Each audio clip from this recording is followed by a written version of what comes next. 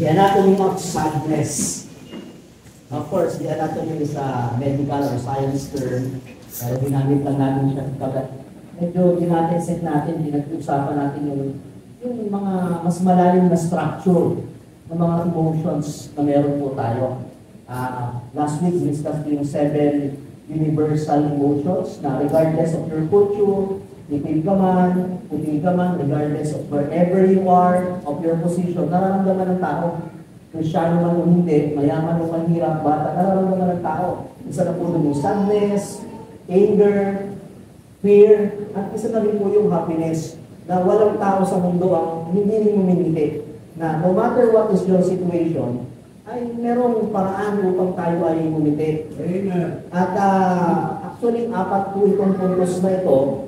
Pero nung nagko-contemplate ako kanina madaling araw, sabi ko ay, siguro ay inunguyain namin, i-meditate namin ng isa-isa lamang. Kaya ngayong umaga ito ay, bagamat isa lamang, ay nawa ay ating pong tutukan at ating pong subaybayan itong series na ito. Sapagkat merong siguro mga part na ang complement niya ay sa number 2 or maaaring medyo may kulang or contrary, pero nasa number 3 ang sagot at number 4. At hindi po ito masasagot lamang ng isang puntos. But this morning, just one point, at bagamat isang puntos lamang, ay mahalaga na ito ay tumatak po sa ating isipan. So are you ready for the Word of God? Amen. It's a matter of sadness or happiness this morning, but let us study happiness. Now, there is a group, ang tawag po nito is the University of Oxford's WebBA, bakit na pala, research in partnership with the UN Sustainable Development, na kung saan ang research studies na ginawa nila ay about sa the happiest people around the world. Sinukat nila kung sino bang country, sino bang bansa yung masasabi pinakang masasaya regardless ng mga factors, andyan yung social economic, paano nagpo-provide ang kanilang gobyerno, meron daw po dahil po sa mga benefits, meron po depende sa relationships, depende kung ano yung kabuuan. So may mga factor ng happiness. At in 2025, actually halos yearly po ito, lumabas yung kanilang latest na datos, and according to their survey, so bagamat ang pinag-uusapan ay happiness, among 185 or 195 countries all around the world, lumalabas po na ang pinakang malungkot na bansa ay ang bansang Afghanistan. So, has been ranked as the saddest country once again, hindi na isang beses, pangalawa, minsan number 2, number 3, kasama na dito yung ibang country, mga number 2, number 3, somewhere in Africa, iba't-ibang mga lugar, at isa po din ang Afghanistan. At kung di man tayo familiar sa Afghanistan, ito po ay isang bansa sa Middle East, at medyo napapalimutan to ng mga katulong pangalan. Nandiyan ang Pakistan, nandiyan ang Tajikistan, nandiyan ang Oman. Okay? So yun po yun. Pero kahit masabihin na sa isang lugar sila, pero very interesting na Afghanistan yung pinakamalungkot sa buong mundo with the rate of 1.4, ibig sabihin, out of 10, isa lamang or 1.4 lang yung nagsasabi, masaya pa kami dito. Satisfied pa kami. Oman ay 6.8 or almost 7. Sa 10 ang nagsasabing we are satisfied, we are happy. Israel is the highest one, 8 out of 10. Pero ang Afghanistan is 1.4. The saddest country around the world. Siguro dahil yung mga gera doon, yung government, walang mga beneficiaries masyado, walang education, poor system, tapos maraming mga namatayan, iba't ibang factors po. Bagamat ang bansang ito ay dedicated with the religion, Afghanistan is considered or was considered as the saddest country around the world. Kabaligtaran naman po ito na kung saan dinetermine po yung pinakang masayang bansa sa buong mundo. Sa tingin niyo po, ano po ang pinakang masayang bansa sa buong mundo? Okay, pwedeng Pilipinas, masayahin. Kung tutuusin, Amerika, sapagkat in terms of well-being, kung in terms of population, it could be India, or China. Kung pag-uusapan, marami kaming lupain. It will be Russia. But according to survey, Finland is the happiest country in the world for 8 row or 8 times.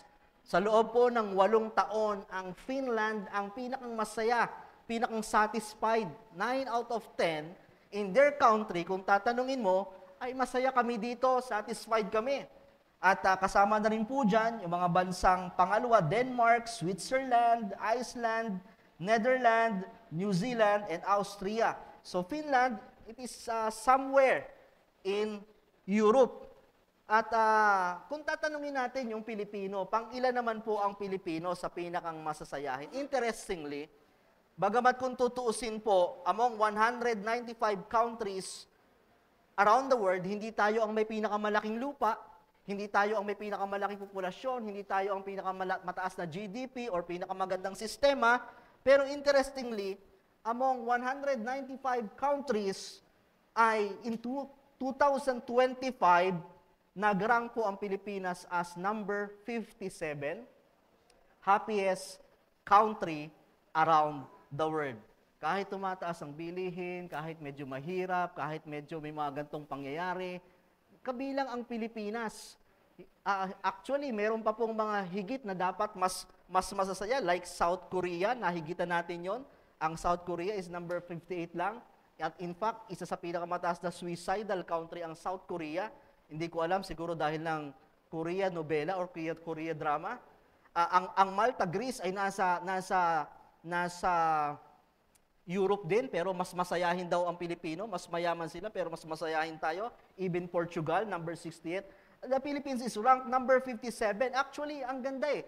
Kasi ang galing ng resiliency ng Pilipino na kahit bumabagyo, kahit may mga gantong nangyayari, sumasaya, mabilis makaget over ang mga Pilipino. And it's according to the trend that on 2025, number 57. Pero isang interesting sa record, that on 2023, actually, hindi tayo number 57. Tayo ay number 53. Mas masaya pa daw noong 2023. At medyo maganda yung number na 57, but according to survey, these past years ay medyo, yung kung tatanungin uli, ay mas marami ang nagsasabi ng parang hindi na kami masaya, parang hindi na kami satisfy, parang although mahirap, pero at the end of the day, hindi na nila masabing sila ay masaya pa. At yun po ang nakababahala. And according to survey, in spite that our country is more progressive, okay? Kahit tayo na lang po siguro ang mag-survey. In spite that our country is more progressive, kung titingnan natin ang Kalapan, abay 20 years ago, wala naman diyang Robinson, wala naman mga McDo dito, wala naman Jollibee, diba? Titingnan natin ang Maynila, 20 years ago, bagamat hindi pa tayo nakakaranas ng mga gatong bagay, wala pa tayo ng mga gantong mga experiences, but according to survey, that our country is more progressive 20 years ago, pero gayon pa man, maraming nabubuhay from past generations kasi yung mga present generations wala pa masyadong reference point, no? Kung titingnan yung kasiyahan noon at ngayon. Pero yung mga past generations, marami na nagsasabi na mas masaya ang buhay noon at mas madaling pasayahin ang tao noon. Will you agree with me? Kahit pa sabihin, teka lang, mas maganda na ang bahay namin ngayon. Teka lang, nakasasakyan na kami ngayon. Teka lang, mas marami akong nakakain ngayon. Pero marami pong nagsasabi na mas marami po ang satisfy noon, mas marami rin po ang nagsasabing medyo madali lang kaming pasayahin noon. Although nandito na lahat ang entertainment, nandito na lahat ang pwedeng magpasaya sa tao, pero bakit mas mahirap pasayahin ang mga tao ngayon? May mga ilang factors. In spite of everything, we have so many access para po tayo po ay sumaya, pero bakit parang mas mahirap maging masaya? Unang-una po, sapagat less po ang nakikita, less ang desire.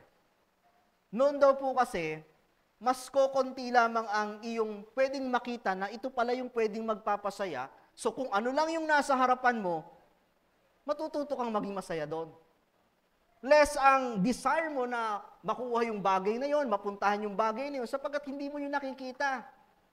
Dati wala tayong kamalay-malay na ito pala ang teknolohiya, ito pala yung lugar na ganito. Pero ngayon, because of advertisement, marami tayong nakakikita sa Facebook, parang tumitindi yung kompetensya na kailangan ma-experience ko din yun, kailangan makain ko din yun, kailangan mabili ko din yun, mapuntahan ko din yun. So less ang nakikita noon, less ang desire. Sa mga bata, wala silang pagpipilian noon. Kung ano ang laruan, yan ang laruan. Di ba? Kung binigyan ka ng pat-pat na baril, yan lang yun. Sapagkat wala kang makikitang ito yung mga iba't ibang laruan, ito yung mga dapat gawin. At dahil less ang nakikita, less ang competition and comparison.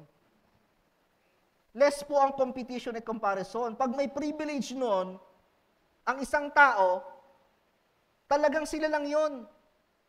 Halos yung pagkakaiba po nung privilege, nung mga taong talagang sabihin natin, well-blessed, sobrang-sobrang alwan, ay maiksi lamang or maliit lamang. Sapagkat ang pagko-comparean mo, ang reference of your life, kapitbahay mo lang.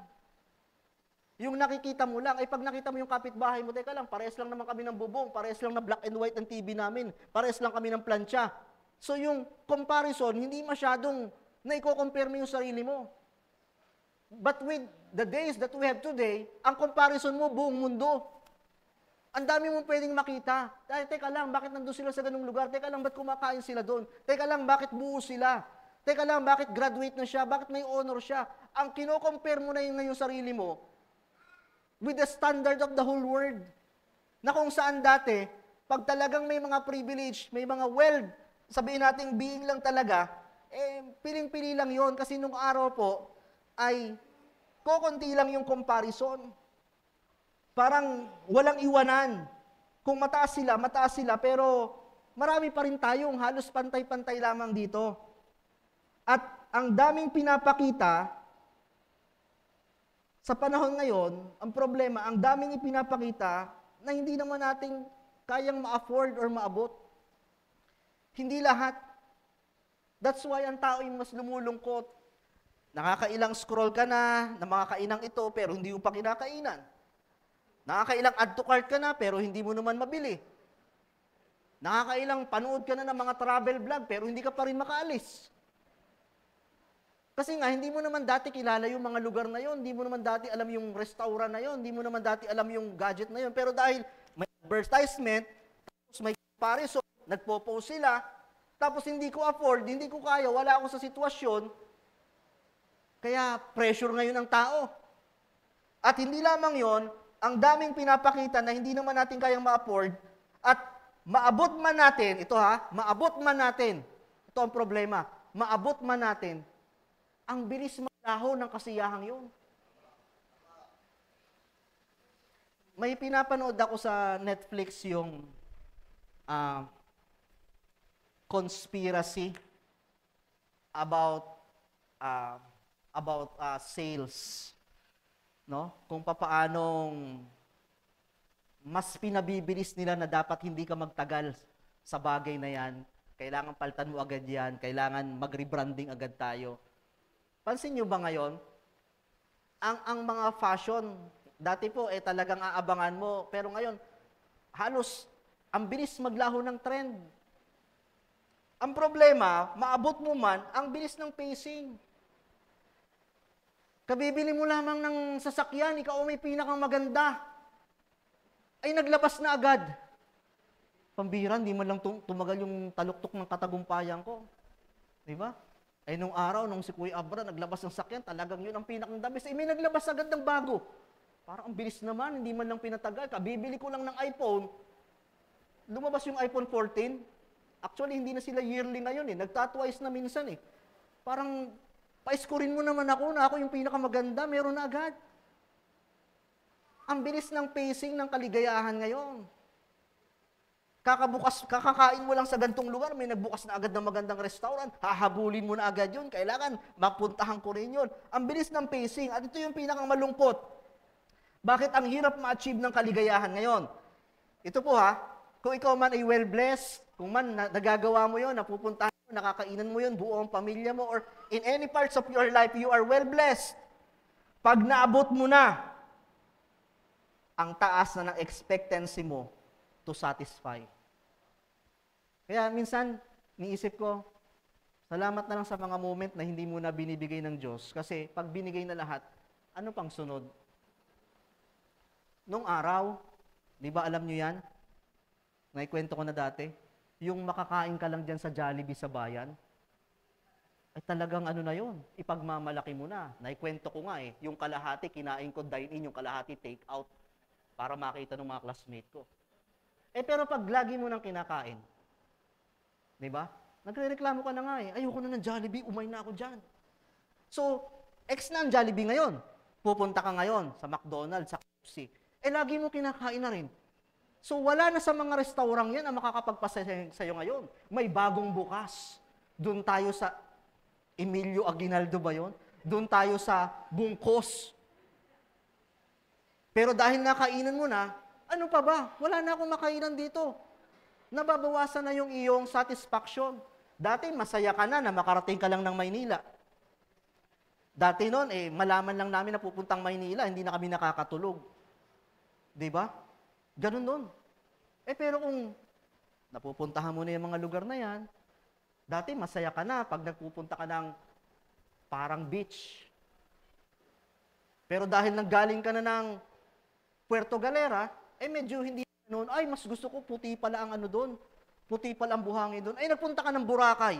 Ayoko na ng Puerto, pangit. Di ba? Yun ang mahirap. Nagpunta ka na sa mga iba't ibang lugar, parang hindi na ako dyan, parang galing na rin kasi ako doon sa ganun. Pag na-meet mo na yung mga top of your life,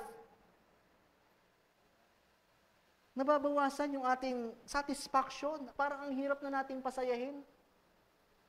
Nababawasan na yung ating ang taas na ng expectation natin sa ating mga ginagawa sa ating buhay. Kaya yun po yung ilang kadahilanan kung bakit ang hirap daw maging masaya sa panahon ngayon.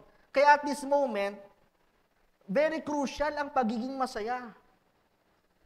Papaano tayong magiging masaya sa panahon na maaaring sagana, sa panahon na maaaring mahirap, sa panahong ito?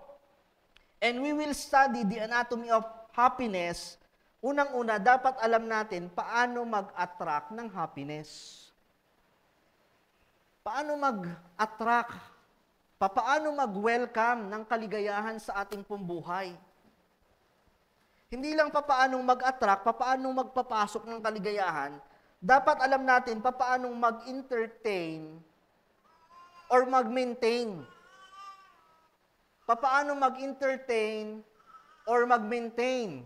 Sa Animal Planet, meron pong mga lugar na kung saan ang mga hayop, mga birds man yan, or mga under creature, sila ay nagmamigrate from one time to time. Sila po ay na-attract sa lugar sa pagkaaya-aya. Napapakain sila, magandang klima, and so on. Pero pag hindi nakaaya-aya, lumalaya sila, pupunta sila sa iba't ibang lugar, naghahanap. Ganun po ang happiness. Pag nakikita ng happiness, na handa ang iyong puso, kondisyon ng iyong buhay na tumanggap, lalapit sa iyo yan. Pero sa paglapit, ang challenge, kaya mo bang i-entertain? Kaya mo bang i-maintain yung happiness? Alam natin na ang gulong ng buhay ay umiikot. Hindi naman talagang laging dapat, talagang nasa extreme happiness. Pero umiikot man ang gulong ng buhay, ang ating challenge is, papaano natin, may moment na malungkot, may moment na masaya. Ang challenge is, paano mo mas patatagalin yung moment na ikaw ay masaya? Sadness is natural. Pero pag yung sadness na yon hindi mo na maintain, hindi ka nakaalis doon, it will be from natural to critical. At may pag-ikot man ng gulong ng buhay, yes, merong ups and down, pero I do believe, hindi po layunin ng Diyos na mas tayo ay nagtatagal sa kalungkutan. Na dapat, mas mahaba yung panahon na masasabi natin tayo ay fulfilled, satisfied, or masaya sa ating pambuhay. So, unang-unang bagay that we should understand, introduction lang po ito, isang bagay na kailangan mong maintindihan when it comes to happiness, number one, happiness is a choice. Happiness is a choice. Ang pagiging masaya ay isang pagpapasya. Rejoice in the Lord always, and again I say, rejoice. Apostle Paul, reminding the believers, sinabi diyan, maging masaya kayo, maging magalak kayo, always. No matter what is your situation, you need to choose, you need to make a decision that I will rejoice or be satisfied or be happy. And again, inulit pa niya, uulitin ko, I say, rejoice. Alam nyo, happiness is a choice. Pag sinabing it is a choice, meron kang kakayahan at karapatan na magpasya kung gusto mong maging masaya. Upon creation of God, ang isa sa mga ginawang kakayahan ng Diyos sa tao ay yung tinatawag the power of volition. Ano po yung power of volition? Na ang tao ay merong kalayaan at kakayahan na pumili ng kung ano ang gusto niya. Hindi niya tayo ginawang robot, kaya nga ang Panginoon nagbigay ng option kay Eva at Adan. Pwede mong kainin, pwede mo akong sawayin, or pwede mo akong sundin. Kung tutusin, pwede namang wala ng option, basta sumunod kayo. Binigyan ng Diyos ang tao ng volition na ikaw ang mamimili sa iyong buhay at ang isa sa mga choices na binigay ng Panginoon, hindi lamang not just we have the freedom of expressions, but we have the freedom of emotions. Meron tayong kalayaan. Kung gusto kong magalit, magagalit ako. Kung gusto kong matakot, matatakot ako. Kung ayaw akong matakot, hindi ako matatakot. Kung gusto kong sumaya, ikaw ang pwedeng magpasya kung gusto mong sumaya. May mga sitwasyon minsan na wala tayong choice. Talagang nalagay tayo sa ganitong sitwasyon. But regardless of the situation, you can choose how long will you be on that situation. Ulitin ko po, may mga pagkakataon na wala akong choice eh. Dito ako napalagay eh. Wala akong choice, ito yung sitwasyon ko ngayon eh. Minsan wala tayong choice doon. But you have a decision, you have a freedom to choose if you will stay or how long will you stay on that situation. Choice natin yon. Minsan, ito yung kalooban ng Panginoon. Minsan, ito naman yung natural na talagang nangyari. Minsan, hindi ko intended dahil ng iba. Pero, choice mo yon. Kung nalagay ka man sa sitwasyong yon, choice mo yon kung hanggang kailan ka mananatili sa sitwasyon na yon. Yung sadness natin, minsan you don't have a choice. Lalo't hindi naman galing sa'yo, communicable. Minana mo lang. May mga self-inflicted sadness, ikaw mismo ang makakasagot kung bakit, papaano, what went wrong. Meron naman mga sadness na hindi ikaw ang may dahil. Pero yung sadness, minsan, we don't have a choice. But to stay in sadness, you have a choice. Yung natural sadness, it is natural, unavoidable. But to be critical in sadness, it is your choice. Hindi mo pwedeng masasabihin, ano magagawa ko? Nandito ako sa sitwasyong ito. Yes, it is natural. Pero yung panatilihin mo na ikaw ay malungkot at hindi ka makabangon papunta sa kaligayahan, it is your choice. Remember that we cannot control what comes in our mind. We cannot control what comes in our mind, but we have control what will stay in our mind. Lagi ko pong inuulit yun na hindi mo makokontrol na nanood ka ng balita, naku, ganito na nangyayari. Matatakot ka, maapektuhan ka, hindi mo makokontrol what comes in your mind. Kasi through your senses, nakita mo, nabalitaan mo, napakinggan mo, papasok at papasok sa isipan mo yan. Pag nakita mo yung iyong mga bayarin, hindi pwedeng hindi ka matatakot, hindi pwedeng hindi ka mangangamba, because it comes in your mind. Pag nabalitaan mo may sakit ka, it will comes in your mind. Pag nalaman mo na ganito ang nangyayari sa anak mo, it will comes in your mind. You cannot control what comes in your mind. Nakapasok na eh. But we can control what will stay in our mind.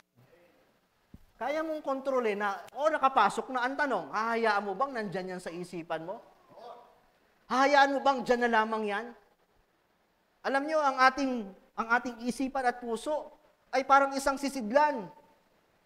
Yung isang base, yung isang lagayan, pwede mong gawing lagayan ng tapayan ng tubig. O pwede mo rin gawing basurahan. Ganon din ang ating isipan. Kung nakikita mo na ang design niyan ay dapat lagyan ng tubig at may nagtatapon ng basura, hahayaan mo lang bang nandyan? You need to remove it as much as you can. It's your choice. Rejoice in the Lord always. Sa dami-dami ng pwedeng magsabi na mga kapatid, maging masaya pa rin kayo, mga kapatid. Magalak pa rin kayo, mga kapatid. Alam ko, hindi satisfying ang nangyayari, but rejoice in the Lord always. Si Apostol Pablo. Ano ba ang kalalagayan ni Apostol Pablo? Paano niya nasabi ito? Siya ba ay isang emperor? Nung panahong yon, siya ba ay talagang sabihin natin pinagpapala ang kanyang kabuhayan? Siya ba ay talagang matagumpay sa kanyang mga gawain? Sa panahong ito, si Apostol Pablo nasa bilangguan. It is a prison epistle to the Philippian church na bagamat si Apostol Pablo ay nakakulong, nagawa pa niyang magsabi, okay lang, magalak pa rin kayo. Kahit nakakulong ako dito, I still encourage you that there is still joy, that you can still be happy. Because it is Apostle Paul's choice. Kung ikaw ang mahal sa buhay, kung ikaw ang kamag-anak or kamananampalataya, pwede mong diktahan si Apostol Pablo, kawawa ka naman dyan eh. Kahabag-habag ang iyong buhay. Ang lungkot-lungkot mo. Sabi ni Apostol Pablo, no, I rejoice. Pwedeng diktahan niyo ako, but it's my decision, it's my choice. Kahit nandito ako, pwede akong maging masaya. Just like what Joseph, alam natin si Joseph, sa lahat ng nangyari sa kanya, binitrade siya ng kanyang kapatid, medyo napaglaruan ang kanyang tadhana sapagat kung tutuusin, maganda na dapat pala ang kanyang kalalagayan, siya po ay naging mataas ang posisyon kay, anong pangalan yun, tinakbuhan? Kalimutan ko? Potiphar. Okay? Pero kung tutuusin, nasa height na. Oh. Ito yung bounce back, pero napaglaruan ng tadhana, napagbentangan, ganto-ganto, tapos napunta sa bilangguan, ang daming nangyari. Tapos dumating na yung moment na ito na, momentum ko na. Momentum ko na. Nakita ko ngayon yung mga kapatid ko na naging dahilan lahat ng suffering ko. Anong klaseng moment dapat yon? Yun yung moment na talagang dapat ilalabas ko na lahat ng galit ko. Ito yung moment na gaganti na ako. Ito yung moment na dapat malungkot ang tagpong ito. Pero anong sabi po ni Joseph? But as for you, you thought evil against me, but God meant it unto good to bring to pass. Alam ko kung tutuusin, ito na yung moment eh. Nako, nagkita-kita rin tayo, sad moment ito. Dangerous moment ito. Naipon na lahat ng galit ko, pagkakataon ko na ito makaganti. Pero sabi ni Joseph, no. God meant it for good. May mga moment na sa iyong buhay na pwede kang diktahan ng iba, na dapat di ba galit ka, na di ba dapat ganito ang sitwasyon mo ngayon. But no. It is Joseph's decision na imbis na ako'y magagalit, imbis na sabihin ko malungkot, masama, disaster ang buhay na ito, God meant it for good. In the book of 1 Samuel chapter 30, turn your Bible, 1 Samuel chapter 30, I don't have slide.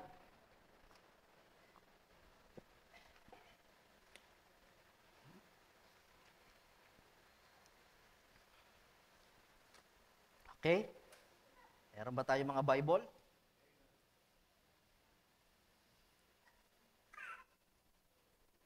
Saan na ba ang Samuel? 1 and 2 Kings in the Samuel.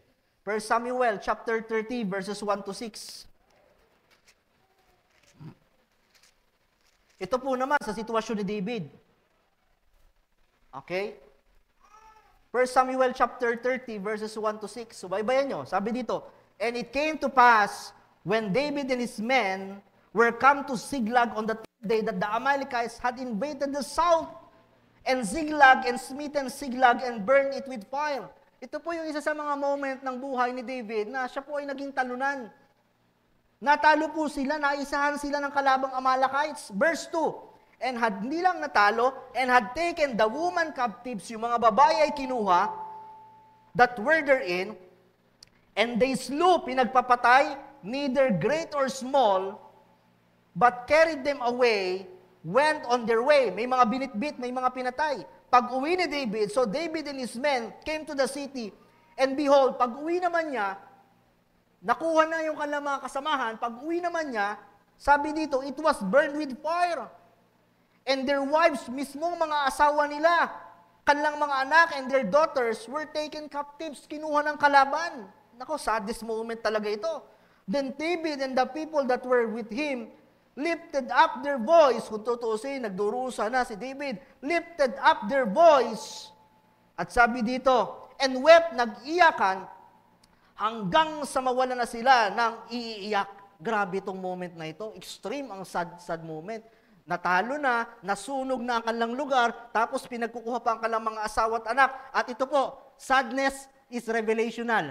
Diba? Nabanggit natin, during your saddest moment of your life, lilitaw kung ano ang nature mo. Anong nangyari sa verse 5? And David's 2 wives were taken captive, si Ahinoam, the Jezreelites, and Abigail, the wife of Nabal. Verse 6, and David was greatly distressed. Hindi lamang dahil siya personal na nalungkot, pero ito po yung dahilan bakit sobrang nalungkot si David. For the people spake of stoning him, because the soul of all the people was grieved. Ang mga tao nagalit kay David, bakit hindi mo na ipanalo? Ba't tayo naisahan? Dahil po sa sama ng loob ng mga tao, nagpasya sila, patayin natin ang ating hari, patayin natin ang ating commander. During the saddest part of your life, it will reveal who you are. Eh, malungkot na nga si David, pare-pares lang naman tayo biktima dito. Pero sabi ng mga tao, hindi, naisahan ka bilang aming hari, bilang aming kawal. And all the people was grieved. Everyone or every man for his sons and for his daughters. Malungkot na, pasan-pasan ni David, wala rin naman ang kanyang asawa, kinuha rin ang kanyang anak, sunog ang kanyang bayan, natalo pa sila, ang mga tao ay pagbabatuhin sila. David had all the moment na sabihin niyang, wala na. Malungkot ang araw na ito, malungkot ang mga susunod na panahon. But you know what David did? Verse 6, but David encouraged himself in the Lord, his God. Pwede nga maging choice ni David. Anong pwedeng maging choice niya? Pambihirang buhay ito. Nagpakahari-hari na nga, buti sana kung ako yung katulad ng ibang haring, pag may digmaan natutulog lamang. Ako yung nasa front line. Bakit hindi ba ako naapektuhan? Pwede ang gawin ni David, sumama ang loob, mag-aklas, labanan sila. Pwedeng magtampo na lamang sa isang lugar. Pwedeng tamarin na si David. Pwede nga magpakamatay na lamang siya. Ang daming pwedeng gawin ni David. But during those critical and crucial moment of his life, nung nandun na yung sadness, natural, pero hindi lang natural yung kay David, life-threatening, crucial na. Pero anong nag-desisyon ni David? Hindi pwedeng ganito. Happiness is a choice. Kung gusto kong makabalik sa dati, anong ginawa ni David? And David encouraged himself in the Lord. Hihingi uli ako ng lakas sa Diyos. Kung wala na nagpapalakas sa akin, nawala yung aking asawa, nawala yung aking anak, nawala yung aking kawal, mismo ang tao, wala na sa akin, may isang bagay pang pwedeng magpalakas sa akin, ang Diyos. It is choice. It is a choice. David's choice. On the other hand, 1 Kings chapter 19. 1 Kings chapter 19. 1 and 2 Kings. Okay? In the Chronicles. 1 Kings chapter 19. Verses 1 to 4. Let us look on the life of Elijah. Tingnan naman natin si Elijah. Dalawang option. 19 verse 1 to 4. And Ahab told Jezebel all that Elijah had done, and withal how he had slain all the prophets with the sword. Katatapos lamang ng duel in the Mount Carmel, matagumpay si Elijah, kilalang-kilala siya, natalo niya ang mga prophet of Baal. Nasa taluktok ng happy moments si Elijah. Pero nalaman ng asawa ng hari, then Jezebel sent a messenger unto Elijah, sabi niya, so let the gods do to me, and more also, I make not thy life as the life of one of them, but by tomorrow, about this time, sabi ni Jezebel, nabitaan ko ang ginawa mo sa mga propeta ni Baal, kung anong ginawa mo sa kanila, umanda ka, gagawin ko sa iyo, Elijah. My threat, my fear. Verse 3, and when he saw that he arose and went for his life, nung nalaban niya na papunta na si Jezebel, ito nakakalungkot eh.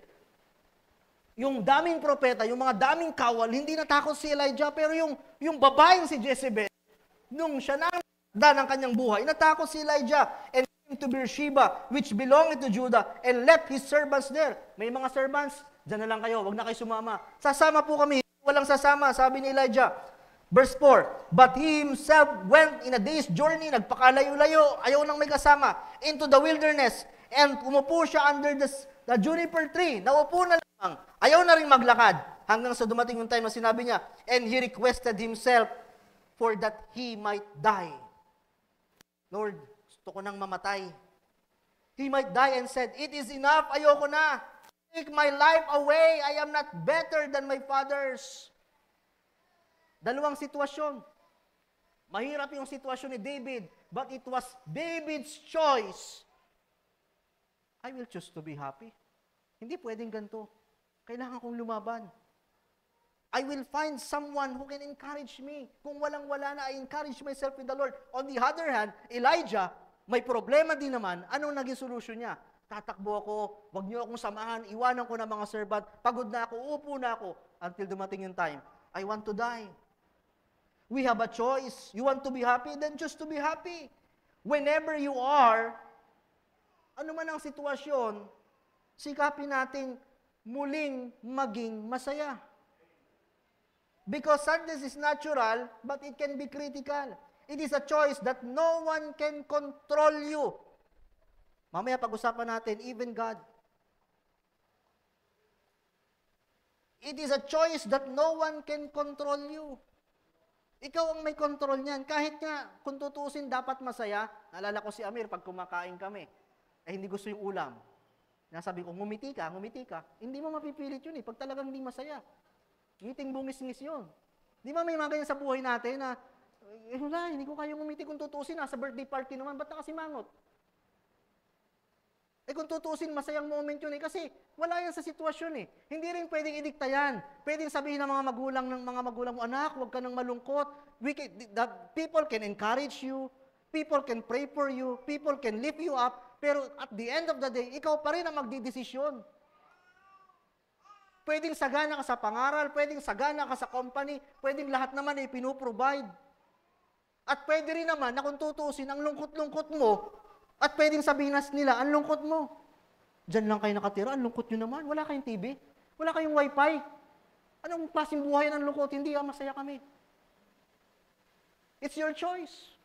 Hindi pwedeng idikta ng iba na, oy, dapat, alam ko na, malungkot ka, alam ko na. Although pwedeng manotice, pero ikaw pa rin ang pwedeng magdikta. Ay, ang lungkot ng buhay niyan. Bakit? Iniwan niya, nawala na yan. Bumagsak yan. Yes. Pero ako rin ang magdidikta kung kailan masasabi kong pwede na akong sumaya. It is a choice. No one can control you.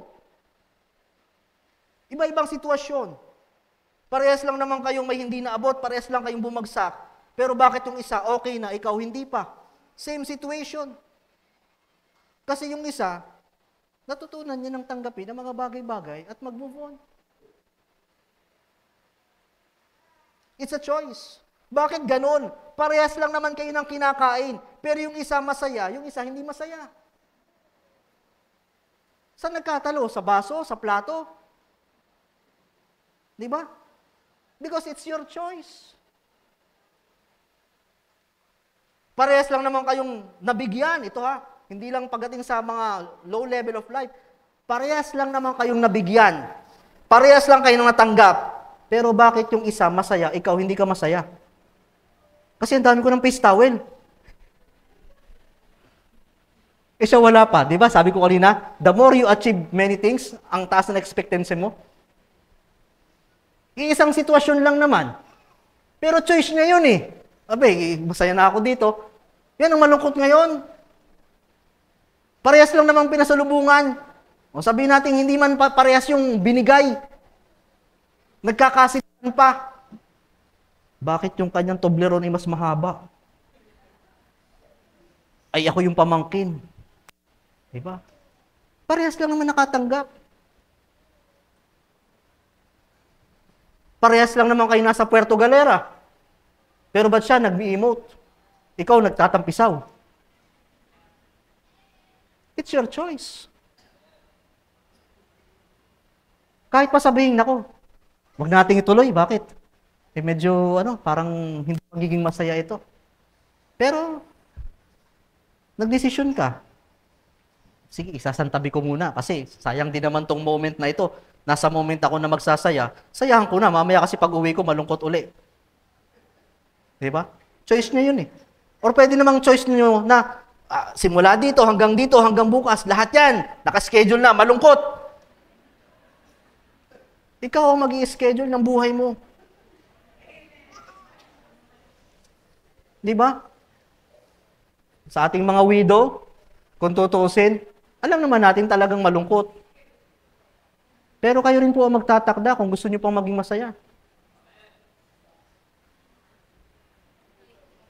Parehas lang naman kayo nasaktan. Parehas lang naman kayong iniwan. Pero bakit siya nakangiti na? Ikaw umiiyak pa. It's a matter of choice. Kasi dumating yung time na nagising siya sa katotohanan na ba hindi pwedeng laging ganito. David encouraged himself with the Lord. Hindi pa tapos ang buhay. Kasi kung puro lungkot na lamang yung paparating na yan, kukuhanin ako ng Panginoon. May natitira pa diyang kaligayahan na ipagkakaloob ang Diyos. Hindi tayo binubuhay ng Diyos para, ito pa ang dami pang lungkot na dadanasin mo. Kailangan matapos mo lahat to. Hindi po to great tribulation. May lungkot, pero God knows what's best for us. At sa planong yon, thoughts of peace, sabi sa Jeremiah, meron pa rin nakalaan. Hindi naman sinabing, happy ka.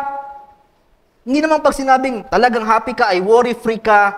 Kaya nga ang context na ginamit natin, hindi lang basta happy, joy. Pero yung joy, dito yung highest level of happiness. Hindi siya highest level or hindi siya sinabing level 10 sapagkat ang daming happenings. Kaya sa sinabing highest level of happiness sapagkat kahit minsan hindi dapat masaya, nagagawang masaya, that's joy. Kaya mo pa rin sabihin, I'm good because God is good. Kaya mo pa rin sabihin na hindi man maganda ang sitwasyon, pero mabuti pa rin ang Panginoon. That is joy. And it is your choice. Sa mga ospital, madalas na nakikita natin yung mga ganyang monitor. Ang tawag dyan is cardio monitor.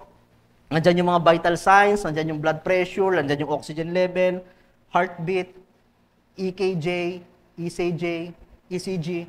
Nandyan po yan. Pero makikita niyo yung mga beat na yan yung kabuuan ng function of heart. Makikita niyo may mga time na tataas, may mga time na bababa, minsan may mas bababa pa. Okay? Ganyan po yan eh. Tit. Okay, ganyan, di ba? Hindi po natural na dapat dire-diretso yung Ganon din po sa atin. May mga momentum na talagang masaya tayo, pero hindi po yung laging ganon. May mga time talaga na bumabagsak, pero pag bumabagsak, ang natural, bumabalik. Nagbabounce back. Para magkaroon ng normal rhythm. Ang normal rhythm, yung ating diastolic, systolic, hindi laging pataas bumabagsak. Yung pagbagsak kasama yon, yung kalungkutan kasama yun, para magkaroon ng normal rhythm ang ating buhay. That's normal. Pero hindi normal na laging papataas, hindi na bumababa. Pero hindi rin naman normal na tuloy-tuloy na bababa. Pag bumababa na, nawawala ng pintig, nawawala ng pulso, nawawala ng hinga, kailangan mong huminga uli. Kasi pag hindi ka na huminga, makikita natin sa monitor, ano nangyayari? Tit, flat. So ang buhay natural, So, may moment na masaya, may moment na mas masaya. May moment na sakto lang, may moment na malungkot. Pero kailangan mabalansin natin yon. Kasi kung hindi tayo makaka-get over, even yung extreme happiness, it will lead to flatness. Pero yung extreme sadness, pag hindi tayo nag-bounce back, pag hindi ka nakabalik, that's why you need to make a way. You need to decide na teka lang, bumabagsak na yung heartbeat ko. Teka lang, bumabagsak na yung spiritual life ko. Teka lang, malungkot ako nung isang linggo, ang lungkot ko pa rin ngayon. Teka lang, isang buwan na ito. Pag hindi ka nakabangon, pag hindi uli pumitik ang pulso mo, pag hindi pumintig ang iyong buhay, you will find yourself flat. You're dead. Critical, crucial. So, happiness is a choice. It is your choice. Walang sino man ang makapagdidikta. It is your choice. But number 2, letter B, it is also God's choice. Lilinawin ko, di ba sabi ko, kala ko ba may kalayaan ang tao, hindi tayo binigyan ng Panginoon ng control na, dapat masaya ka. Yes. It is your choice. Meron kang volition. Pero kung tatanungin mo ang Diyos, choice ng Diyos na maging masaya ka. Gusto ng Diyos na maging masaya ka. Life is a gift. It is not a curse. Hindi mo pwedeng sabihin nandito na ako Ito ata ang plano ng Diyos sa aking buhay, talagang maging ganito, maging malungkot. Hindi. Life is a gift. It is not a curse. Yes, you mess it up, but He gave us His only begotten Son so that you will have us eternal life, not just life, but even a blessed and happy life. Anong mga katibayan na kung tatanungin ng Diyos, ang plano ba talaga ng Diyos ay maging masaya tayo? Yes, there is glorified place, there's a glorified body, there's a glorified heaven, mas masaya doon, kompleto doon. Pero ibig sabihin ba noon na ang langit ang pinakamasaya, ang layunin ng Diyos, palungkutin tayo dito? Originally talagang hindi man heaven ito, pero gusto ng Diyos maging masaya tayo dito. He made everything very good. Genesis 1 verse 31, it is good, it is good. Nung kulang pa nga, dinagdagan niya ng asawa, very good.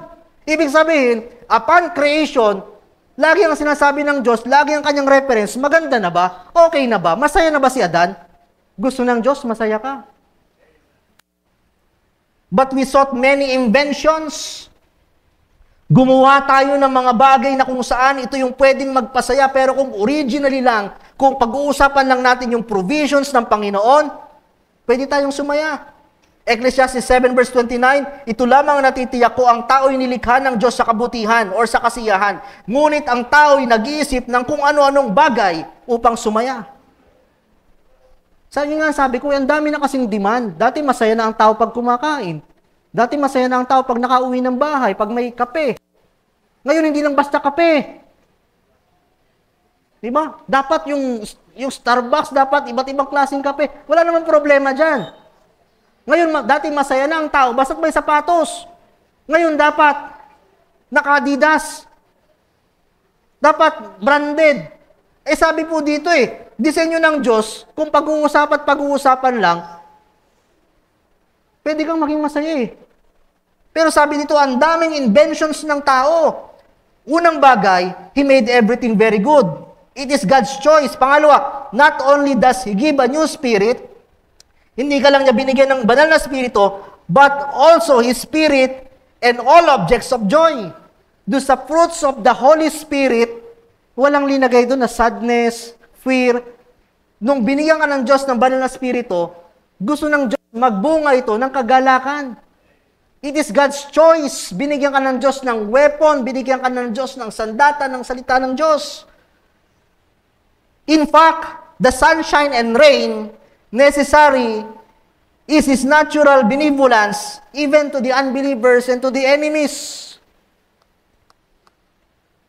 Hindi lamang kung tutusin niya ang gustong pasahin ng Diyos, yung mga nananampalataya lang sa Kanya Kung ang gusto lang ng Diyos na maging masaya, mga believer, sabi ng Diyos, huwag papatakin ang ulan sa mga hindi naniniwala sa akin, huwag sisikat ang araw, tuyuin ang tubig dyan. Hindi. Kahit nga hindi mananampalataya, binibigyan ng Diyos niyan Sapagkat gusto ng Diyos masaya, ang sanlibutan, masaya ang tao. The Bible has passages that deals directly with the issues on how to be happy on earth. Ang daming subject of happiness and joy. Kung ang gusto lang ng tao, ng Diyos ay maging malungkot ang tao, hindi niya na ituturo yung mga bagay na yan na paano maging masaya. The word happiness mentioned 10 times in King James Version, happy 48, merry 38, but the word joy mentioned 165 times.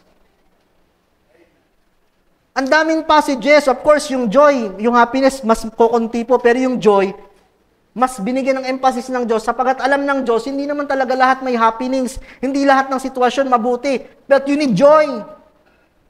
John 15:11, these things I have spoken unto you that you might have joy that will remain. Yun ang gusto ng Panginoon. These things I have spoken unto you, nangungusap ako sa inyo, that my joy might remain in you and that your joy might be full. Pang-apat na bagay, paano natin masabing it is God's choice na maging masaya ka? It is basic for those who are in authority, origination, or administration to have a happy subject. Kung ikaw po ay nakatataas, gusto mo yung mga tao mo ay, nasa baba mo ay sumasaya. Kung ikaw ay hari, di ba, si King Artaxerxes, gusto niyang maging masaya si Nehemiah. Kung ikaw ay magulang, gusto mo maging masaya ang iyong anak. The Bible repeatedly declares God's love and expectation for our unity and joy. Kaya kung ang Diyos ay nasa taas, gusto niya tayong maging masaya. Hangad ng Panginoon na maging masaya ka, but still, it is your choice. It is God's choice. Hindi mo pwedeng sabihin na, wala, ito talagang tinakda sa akin ng Diyos. Talagang napag-initan na ako ng Panginoon. Kasumpa-sumpa itong buhay na ito. No, it is God's choice for you to be happy. But you need to make a decision. If choice ng Diyos na maging masaya ka, maging mabuti ka, maging okay ka, God choice, kung choice ng Diyos na maging masaya ka, God's choice should also be our choice. Si Elijah nga, choice niya mamatay Anong choice ng Diyos? Wag mo na naman. Bangon pa. Walang pagkain, padadalang kita, nasa ng uwak. Gusto ng Diyos lumabang ka, gusto ng Diyos mabuhay ka, gusto ng Diyos masaya ka. Minsan nga, hindi natin choice Pero ang choice ng Diyos, mabuhay ka. Kasi kung choice talaga ng Diyos, kung choice talaga ng Diyos, or kung alam talaga ng Diyos na ang buhay mo ay puro kalungkutan na lang, kung alam talaga ng Diyos na hindi ka na makaka-recover sa karamdaman, kukuhanin ka na niya. Hello? Yun lang naman ang simpleng prayer ko lagi, Lord. Kung wala nang plano dito, at ito'y paiiyakin nyo na lamang, at ganito na lamang, at ganito, kunin nyo na. Bakit hindi kinukuha? May plano pa ang Diyos. May choice ang Diyos Pero kahit choice ng Diyos na buhayin ka, kahit choice ng Diyos na ibangon ka, kahit choice ng Diyos na pagalingin ka, pero kung hindi mo choice, wala magagawa. Choice mo yan. Kaya kung God's choice should be your choice. Kaya nga ngayong umagang ito, let us choose to be happy no matter what. Let us choose to be satisfied kung ano man ang meron tayo. Choose to be on the Lord's side. Because happiness is a choice. This morning, I don't know what you're going through. It is natural. Ano man ang pinagdadaanan. Maaring tumatagal, nagpapatuloy humihigit. But at the end of the day, tandaan nyo, ano man ang nangyari sa maghapon, ikaw pa rin ang magsasabi sa sarili mo, Lord, salamat pa rin. Pinagpala ako. Salamat pa rin, Lord. Ano man ang sitwasyon, mabuti kayo bilang Panginoon. Lord, salamat pa rin sapagkat ganito man ang sitwasyon, may kagalakan pa rin nagmumula sa inyo. It is your choice. Nawa, sa araw na ito, sa bawat araw ng ating buhay, piliin mong maging masaya pa rin. Piliin mong makabangon at piliin mong muling magpalpitate ang iyong puso, ang iyong isip na maging masaya. Sabi ni Apostol, rejoice the Lord always. Again, I say rejoice. Could you please look at your neighbor? Tingnan nyo nga ang kanilang saya ngayong umagang ito. Merong mga natural, merong mga critical. But before you leave this church, choose to be happy. Amen?